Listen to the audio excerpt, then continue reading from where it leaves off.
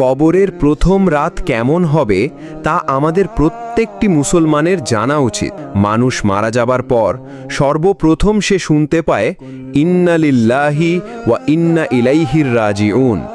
তখন সে মনে করে এটি একটি দুঃস্বপ্ন, সে মরেনি, সে এখনো জীবিত রয়েছে।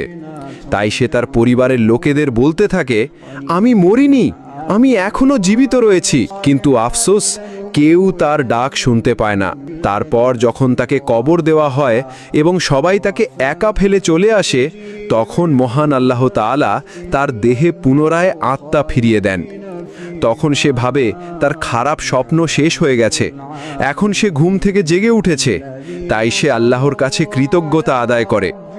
তারপর সে তার শরীর স্পর্শ করতে থাকে এবং বলতে থাকে, আমি তো আমার বিছানায় শুয়েছিলাম, এটা কোন জায়গা, আমি এখন কোথায়, এখানে এত অন্ধকার কেন, এখানে এত ময়লা মাটির গন্ধ কেন, আর আমার জামা কাপড় কোথায়, আমি সাদা কাপড়ে মোড়ানো কেন।